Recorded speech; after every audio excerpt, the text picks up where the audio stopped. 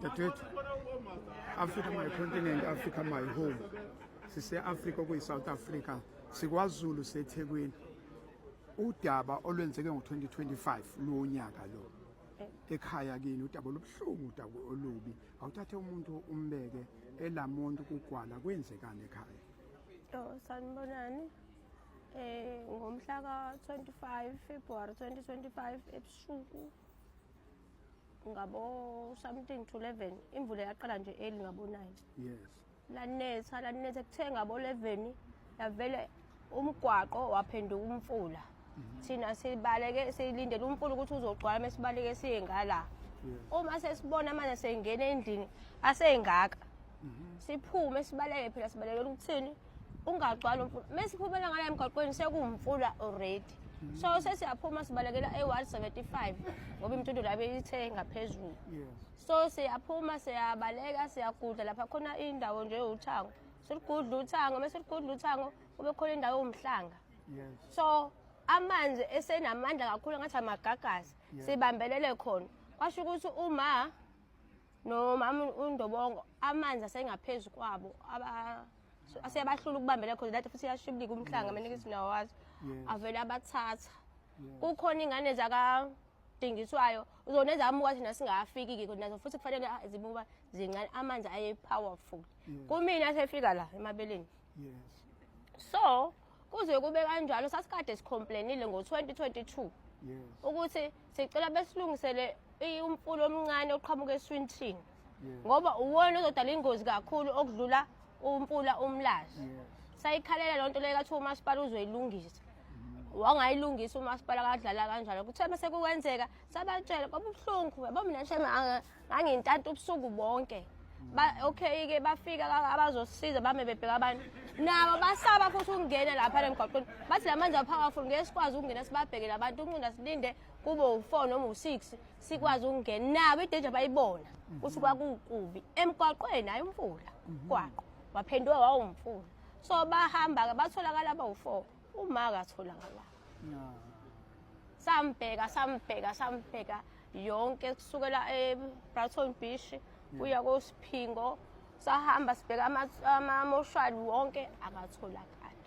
Uma sihamba kwesiZulu kuthiwa angazi ubambeke kuphi. Okwangiphatha kabe kungenzeka ngokunye sike sibona belungu uma kuthiwa umuntu ungene emanzini noma olwandle bebe bengene namakhamera becheck la kunesigodi khona kodwa kuthina akwenzakalanga.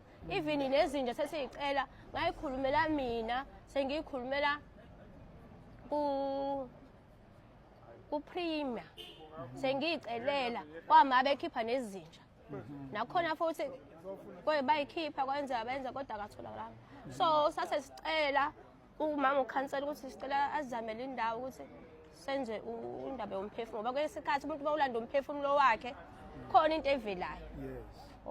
So sahamba socela wabeka izazi lapha sasekho kuthini ngase ke ngala nginamathela uShaba uPrima ubaba umbili basilungiselela ngoba namhlanje sebesho ukuthi bazosinika indlu ngoLesihlanu ukuthi sikwazi ukwenza umcimbi kamama. Africa my continent, Africa my home. Yeah, njengoba sisho ukuthi KZN ziningi zike zihlasela. Ikhukhula seyihamba phambili kanti neGBV ngapha ihamba phambili ngendlela yayo ukulalana kwabantu. So nje ziningi ingozi zomgwaqo lana nje bahlukumezweni zikhukhula. Kodwa siyajabula ukuthi engazi ukuthi kuleli sonto unizokwazi ukuthi nithole indawo la nizokwazi ukuthi nigcine yonke imicimbi kufanele nigcine khona. Yebo siyabonga siyajabula kakhulu. Siyabonga kudadewethu. Siyabonga kubaba umbili nomamhlongo nobaba ulusha noNtuli nkosiyami. Bengimbalela abengalokho ekhuluma kakhulu avela afunde athi nje ngizothumela umuntu ezokuthinta. Futhi amthumela nomamkhize ngingamkhohlwa nkosiyami umama wafika. Esonyo yena ubaba uNtuli. Yabona nje ubaba uNtuli ubaba umbili umamkhize umamhlongo ulusha bobhodi bengivele ngiyona angene kulapha abangena kodwa nje bengicommunicate nabo bebengangithethisi bethi okay benze bebuyele kumina futhi abamase bebebuyela kumina bebengangizibi Kodwa ubaba uMbili noma Mhlongo hayi bame ngahlala ey'thendeni. uMbili HOD inhloko yomnyango Ngicabanga oloya nginama-message ne-proof ukuthi bebengiphendula la ko-WhatsApp. uyaphendula uMbili Bayaphendula uMamhlongo noMshaba. Hayi no-Prima Shem bayaphendula. Hayi bayaphendula. Siyabonga kakhulu bafowethu, siyabonga yilokho okufunekayo ukuthi umuntu esosizini kodwa ayithole lokhu imfudumalo kubantu okufanele balide. I thank you. Siyabonga kakhulu. Nibathandazele nabo bandla. Nami ngiyahleze ngibathandazele. Nibathandazele ngoba phela kunzima la eSouth Africa yabona nje ukuthi kunjani. Kuyaphithizela. Kuyaphithizela bakwethu nabo nibafake emkhulekweni ukuthi inkosi ibagcine nemindeni yabo. Siyabonga kakhulu. Thank you so much.